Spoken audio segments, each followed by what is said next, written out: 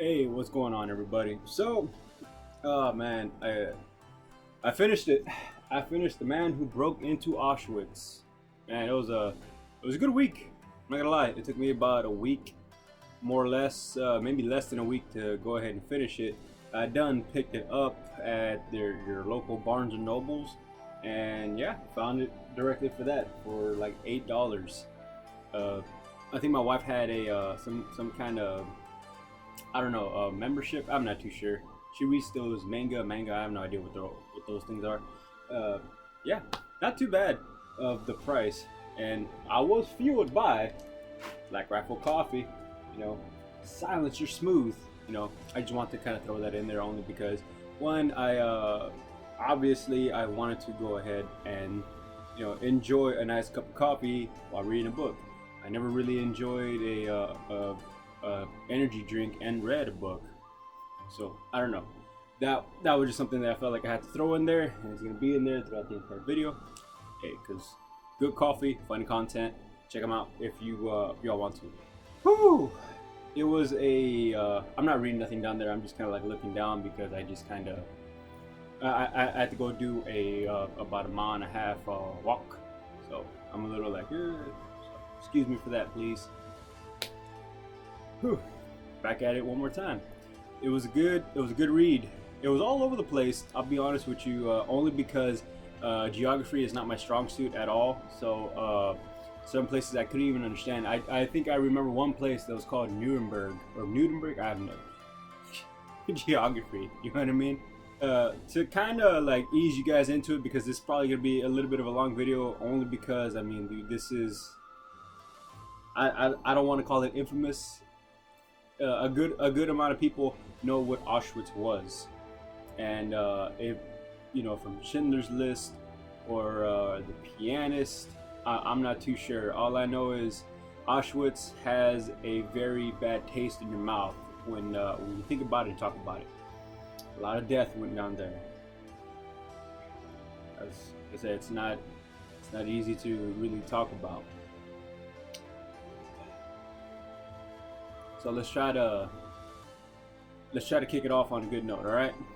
So our guy here, Dennis Avery, British officer. What I liked about in the first couple of pages is he joined the British Army for not much of a reason. Just it was his duty. That was it. It was his duty. There's mentions of his dad, that dude had some balls of steel, to be honest with you. For context, his dad lied about his age to get back into the fight, with him when Dennis went ahead and enlisted. I think his mentality was like, well, if I'm gonna enjoy this country that I'm grateful to be born in, I'm gonna go ahead and just do my duty, just like everybody else, So that was that. I was like, cool. I like this dude, like him already. So, for like to kind of like get back on the track, I mean, we do start off exactly just like almost a little bit of Lone Survivor, Block Hawk Down, American Sniper. Those are the books that I've read this year, and it kind of starts off like that in his entry into his military career. And yeah, distinguished marksman. Not much of a surprise there. He did have some kind of rural upbringing, not like some kind of country bumpkin. He grew up on the countryside. That's kind of that's common. That's extremely common.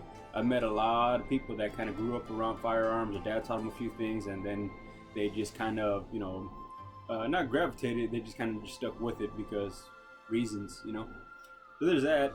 And I did get lost, along his military career, due to the fact that I got thrown off where they were in Italy, because there was a time when they were in Italy, and he was like basically describing like, oh man, even when I talked to my wife about some of the stuff that I read, because to fast forward a little bit, they were in his particular unit was in Italy, and man, dude. It kind of reminded me just a little bit of Chris Kyle's book, American Sniper, when he was in Italy as well. And not the same thing, because obviously, this is like way before Chris Callow's time in Italy, but man, dude, and they were in Italy somewhere in a freaking desert, and he was telling me all types of weird stuff. I like just small spoilers, man, but man, I didn't even know certain insects existed where they crawl up your cornhole and then tickle your intestines. If man, yeah, couldn't get out of there. It was a little funny. I didn't even know such insects existed. Anyway, so there they were, down in Italy, kind of just doing their duty. They're being sent off to places they don't really understand, and they're out doing their duty for sure. I mean, obviously the times were different at the time, and definitely I don't know much about British military, so that was a little hard to kind of navigate through. And yeah, I actually I came across a section when it was a little sad, because man, obviously they're throwing it down with the enemy. They're throwing down, and just like war has taught us, people are gonna die. That was a strong note. I forgot the guy's name, and yeah, man, it sucked. Man, it sucked. Only because I had to go ahead, and the local coffee shop that I was at, I had to go ahead and ask the owner that was a veteran. I'm like, hey man, what does this particularly mean? When they bury your rifle right above your grave? And he told me that was fallen comrade. I'm like, oh. And that was I don't have the words for it, but the one thing that I'm pretty sure just sucked so much was like the first like heart-wrenching moment is when, for me, was when he's trying to bury his comrade. They're in a foreign country. They have no idea what's going on, and right after he went ahead and stuck his bro's rifle right above his grave, the hard part for me was the grave. They're in the desert in a foreign country. They have no idea exactly what things are going on, and especially just like anything, like higher command is not making any sense. And dude, they're freaking their jerry cans of water, it was ass. I mean, he basically gave it great detail of like it was basically drinking water with candle wax in it. Food was hard to come by, and it was tough. And on top of all that, he loses one of his buddies, and he goes and buries him. But the problem with it is the freaking sand. The sand is just getting brushed off, and you can still he can still see part of his face. And I'm just like, man, that just sucks. And like, just kind of like, damn, man, it's a little hard to take in on that one. Good thing I was at a coffee shop where I had like I had like a small time to kind of gather my thoughts. Because I mean, at work, I don't know, it's a different story. Then we go. And there we go, man. And you try to and like I don't want to give too much away because it was a great read. Great read. Like most books that I'm reading is not really for everybody, but yeah, it was one of those things where like, all right, cool. I just tried to figure out because the title was what intrigued me, and that was just kind of like, all right, let me figure out how did he go in there on recon? Did he go in there as the sabotage one? And as I found out, there's actually three areas of Auschwitz. I thought maybe he had some kind of intel and was gonna go in there and sabotage something, but that wasn't really the case. And most definitely oh man, just because I've seen Schindler's List and I've seen The Pianist, I was like, man, it's weird. It's like reading exactly what I saw in those movies, like almost described, and almost like just heart-wrenching, and you just you can feel it, you can relate, I guess. but you can feel like if the guy was telling you the entire story to you, you know. And then there were some very dark moments, you know. And I made a few notes, you know. I'll give you all some small snippets that are in there, you know. But man, you know, let me prepare you for it. It's rebuilding, I guess. You know, here we go. Some in E715 decided the best way to cope was to fill what little spare time they had with creativity. They tried putting on a theater production in the barracks to raise morale, to show that we weren't beaten. Some bright sparks had some bright spark had an idea of dramatizing the story of Sweeney Todd as if we needed the demon barber and to add spice to our mundane lives. People were being dispatched all the time. There's one for you. As the hours passed, my Polish bunkmate dropped into a unsettled sleep. The German struggled on with my questions, but the silence grew longer and his words less distant.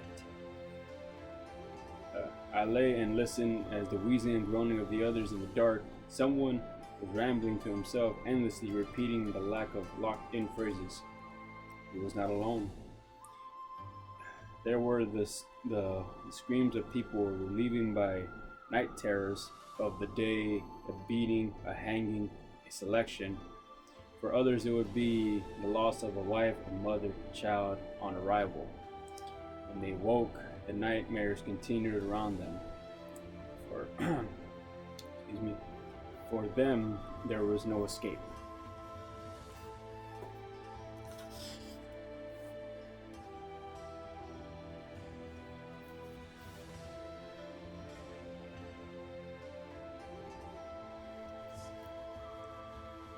I was surrounded by all those desperate people. They had been stripped of everything and wrenched from their wives, children, parents, and grandparents who were murdered on arrival. I'm telling you, it's pretty dark. And this one, I'm a little hesitant to say it, but I mean, it's the reality of kind of what happened. So prepare yourself for this one. I really do mean it. It's pretty hard. It is.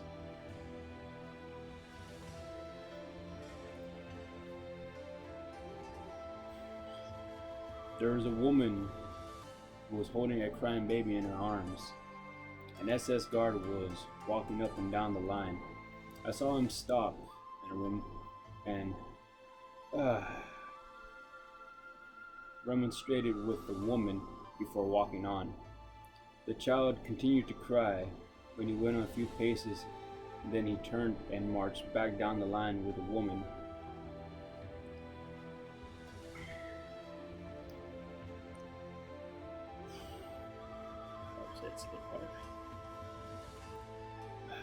He went down a few paces and turned and marched back down the line with the woman, and then punched the baby with all his might in the face. And then there was silence.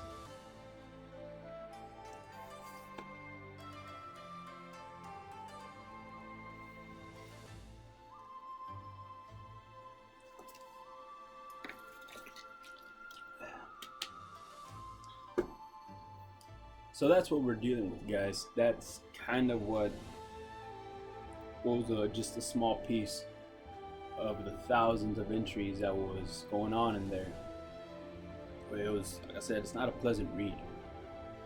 But, you know, that's the ideal is to go ahead and read it, understand the past. So that's what we're dealing with, guys. That's kind of what was just a small piece of the thousands of entries that was going on in there. But it was, like I said, it's not a pleasant read.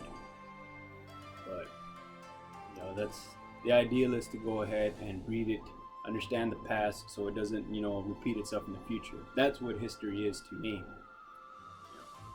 I'm gonna try my best to go ahead and bring morale up for you guys. Give me a second.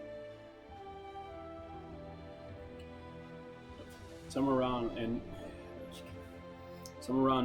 1944 is kind of when, like, you know, the higher ups and all this stuff decided that, like, hey, our time is limited and our time is running out fast, you know. And at some point, you know, they're doing this thing, you know, called the Death March. They're marching them out of there, and who really knows exactly why it was named that? But for obvious reasons, it was named that for sure. You know, but one of the cool things about it is where I guess, those small little things that I just mentioned earlier, that was just bits and pieces that are in there, you know, for you guys to find, you know. But damn, man. And then the morale went up, just like I promised you, just exactly like I promised you guys. You know, we got it right here. The mind conquers everything. I forced the most appalling things down my gullet on that march. Each time I conceived to myself that it was a Christmas dinner, and it's how I survived. Yep, the mind it can conquer anything. It's kind of like what you put your mind through it. If you accept defeat, you lost. If you're just striving to win, well, shit. There you go. It's gonna hurt.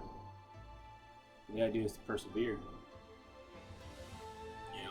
And right around that time when he just kind of, like, an idea popped into his head, I guess. He was just ready to roll. Jimmy is being mentioned right here. It was basically another prisoner that was there. He was not really a friend, because there is a small mention in the book where he tried his very best not to become friends with anybody, not because he was antisocial or anything like that. It was just because there was going to be a moment where he was going to have to bury them or throw them into the chimneys, because people were just dying, you know, and it wasn't really the smartest idea to develop a friendship. You know, it just wasn't. And it served him, but, you know, I'm pretty sure it was just one of those hard things where you just had, I don't think he had to be cold, he had to calculate his moves, and it's just the reality of it all. You know? And, you know, a small entry right here. If I had said anything, it would have put pressure on them to come along. Jimmy and a couple other guys that he had met in the prisons. You know, if I had died, they would die. I wouldn't take that responsibility. I operate better on my own. Yeah, kind of like how I just said it right there. He just, you know, he wanted to hold his life accountable. I'm pretty sure it probably would have ate him alive if anything would have happened to anybody else that tried to come with him. I don't blame him. It wasn't, you know, every man for himself. It was just one of those things where it was just survival, pure survival. And I could relate to that. Not on this scale, but, you know, I've done what I had to do to survive many times. Sometimes I still do it, but that's where we're at. Morale gets picked up here. I got close enough to shout that I'm a British POW. He broke out. He found his way through the woods in unfamiliar territory, using the stars as a guide. You know, kudos to him, because I probably would never thought of that. And he found himself through Americans. That they were, like I said, time was closing and the time was limited. So, you know, the Allied forces were making their way towards, you know, these places. I'm pretty sure they didn't even know it existed, but that's where they were, and that's where he was. I got close enough to shout that I'm a British POW. Someone popped his head out of the nearest tank and then greeted me. And there was a small entry there beforehand of, like, he knew. He's all like, somebody, like, this is a tank. They're not gonna waste a shell on just trying to shoot at one dude. And at some point they had binoculars, you know. Who was it, you know, was it in there? Probably not, but, you know, it was just one of those things where, like, yeah, man, all that surviving on what, and it didn't happen just right then and there. I'm pretty sure it took days, but, you know, he learned from his mistakes, because he did break out before, and then he was captured again.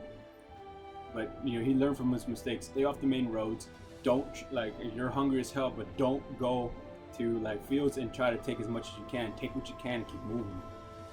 And that's where his second attempt, obviously successful. Kudos to you. Yeah, I told you morale was gonna go up. And hell, I already read the book, but like hearing the entries all over again, shit, I'm gonna leave this part in the video only because morale freaking is up, baby. That's kind of where we're at, with the help of a little bit of Black Rifle coffee. Could be it too. And back to what I was saying, man. Marjorie, I don't really say that name a whole lot. Yeah, it was a sister of one of his mates that were there, and man, it. When I read the part, I kind of felt sad, just a little bit, but it was, it didn't bring my morale down. I've forgotten, and then it had brought it up. You know what I mean? I'll just read you the small area, and it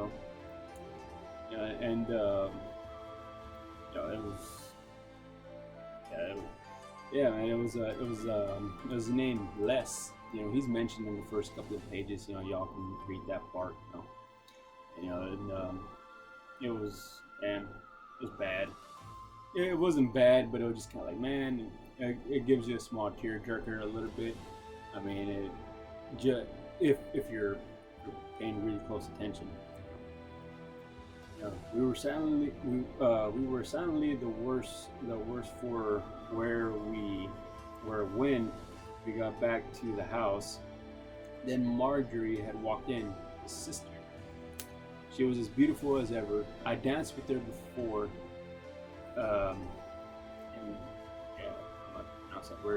and had her picture stuck on the cabin wall. I forgot about that in the barracks house. I forgot about that. And this part is like it was where we need F's in the chat for Dennis right here. She was with a fella called Evans. Then I realized that she was married. To ease her embarrassment in front of her husband, I pretended not to know her and introduced myself as if we were strangers.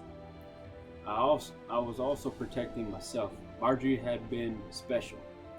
She moved beautifully in the ballroom, but I had been away for a long time. Life had moved on, and another door had closed. I slept in the house and left early the next morning. And then after like that brief moment in time when he's trying to like kind of get back to like, okay, cool, I gotta let these people know, the ones that were dear to my heart, that I'm back, I'm okay, but I gotta give you the heartbreaking news about your loved ones. That part sucked. Then it's like there was small entries where like he's just trying to like really like realize I'm like, come on, you went through something very tragic, and damn, it was hard for him to readjust. But like I promised you guys before, morale goes up. It most definitely goes up. And I thought this part was just like kind of funny for me to highlight. He went ahead and got himself a job, and I'll read you the small little note that I made.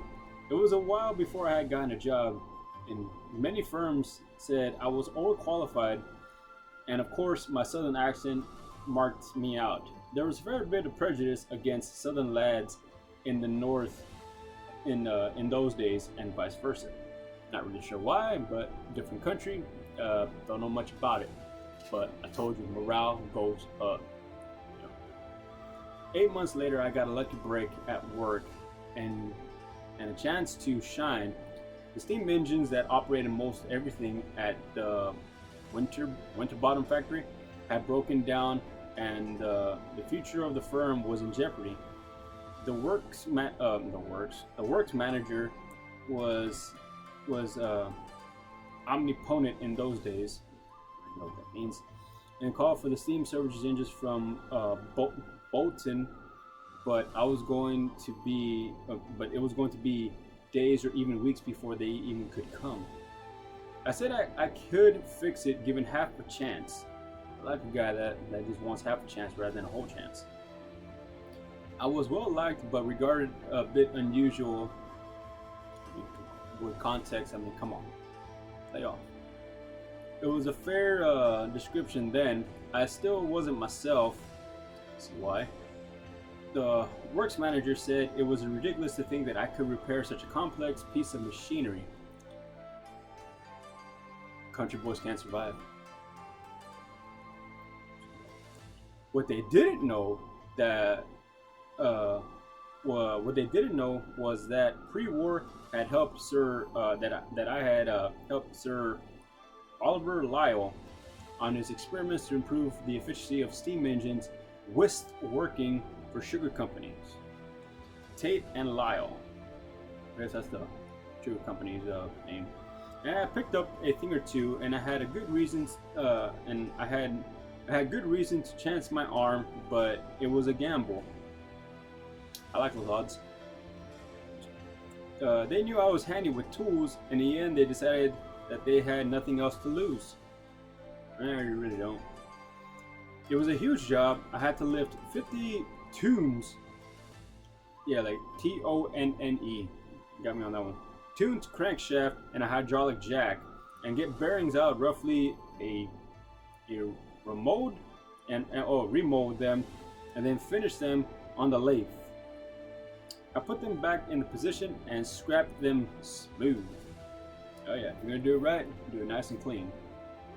After 36 hours without pause or sleep, I got the engine running again. They were jubilated. I was relieved. I'll be honest with you, every time I work on my truck or I do something complex with machinery, I'm the same thing. You know, I tell my wife about it because, little small note, everything in life that you do, whether it be successful or whatever, it's always fun when I can tell my wife. And that's one thing I want to relate to you guys. You know, your significant other, your boyfriend, girlfriend, whatever. It's not as fun when you don't have nobody to share it with. You know, take it all away and it's just a job. And when I can sit down and have a cup of coffee with my wife, I don't know, feel relieved sometimes. Back to it. I had saved tons of thousands of pounds. I guess that means dollars. My success was noted by the head office. I don't know what that means. I was offered promotion and a new job with the firm owned by the same holding company. Hell yeah. Told you, country boys can survive and they can thrive. Hell yeah, son. The firm was called UMP, and I was to be its chief engineer. Oh hell yeah, son. Regular handyman pulls off a big job within hours when they needed the dude that'd probably be here in days or weeks. Country boys can't survive.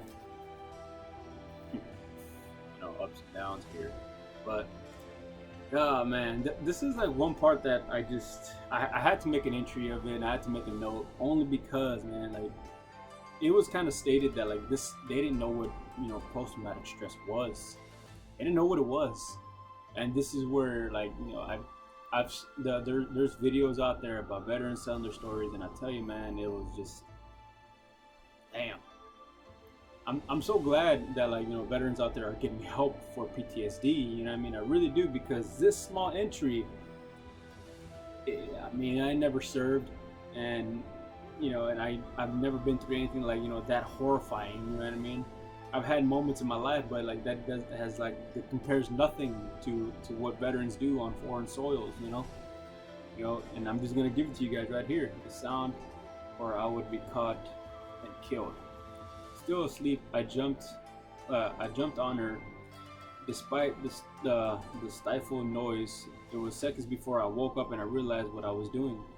I had my hands on her throat, and I saw her at the edge of the bed with sweat dripping down my face, and I knew she was hurt. She could barely speak, and she had red veal marks on her neck. It was a terrible moment. I had reached the bottom. Something had to change. The next day I went to the doctors in the police station and reported what had happened. It had shaken me deeply that it had to be done, I knew when I lost my memory in London uh, that I was a loose cannon. I had gone to the police at that time. This was the worst and far worse. I thought I was a danger to myself, and I wouldn't have minded if they had locked me up. Part of me wanted them to. It was to prevent anything worse of happening. They listened, but they were very negative. They never took me seriously. The doctor wasn't much help either. He sent me packing with some pills. Oh man, it's up there, man. It was one of those things where just they didn't know how to combat this. I mean, this was one of those moments in life where like, oh shit, you know. We got a prisoner of war that survived. You know, there wasn't very many that did. You know, and a lot of I've seen some documentaries. You know, a lot of guys, they don't want that status. They didn't want it themselves. They didn't want to be prisoners of war. They just doing their duty, and they ended up that way and survived on what they could. All right, boys and girls. So there we are. There's a small pieces that I put together for you guys. Go ahead and check out the book. You know what I mean? Man Who Broke into Auschwitz. A true story of World War II. Oh yeah, so glad I decided to go ahead and pick up the book, start reading. There's other books coming your way, but this is one of those books that's gonna stay with me for a while. Will I pass it on? Not really. Maybe I'll buy a copy. You know what I mean? Because I want to keep one. Because there is one book that I did. I was reading it one day. A buddy of mine at work didn't know anything about it. I just gave it to him. I had just finished it 2 hours before he asked me for it. But this one is gonna stay with me. I'll probably reread it every now and again, only because it was a good read, and my knowledge of Auschwitz before the book was not even remedial. It gave me a great depiction, and man, it'll definitely stay with me. And I do recommend when you read this book, straight up, give yourself some time and to take in what you read. It's not dangerous. It's not. It's just you have to like realize, man, this is. And it is mentioned in there, it took him a long time for him to put these words on paper. And I guess I can understand why. This is not an easy subject. It really isn't. You know, knowledge is powerful. And it's definitely king. You know, and man, and you guys are gonna love the ending. You're gonna love it. Yeah, I mean, according to my wife, I don't cry or have any feelings. So, so take it for what it's worth. You might feel a little sadness. I felt it like right there. I'm just like, man, that hit me. The end was so awesome, so awesome.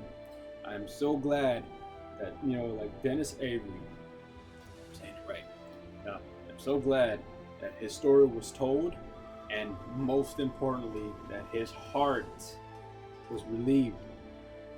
And you're gonna find that out in the end. Alright? That is like that I think we're all on the same page on that one. Yeah, like there was so much shoulda, woulda, coulda, but as I say, shoulda, woulda, coulda, I don't live in that world. You know, I live in the here and now. But man, yeah, like if you guys make it all the way to the end, let me know and tell me how you felt when you finished it and you saw the last chapter. Read the last chapter. Well, that's enough out of me, boys and girls. I'm Mr. Guns and Books, and y'all stay free and y'all stay safe.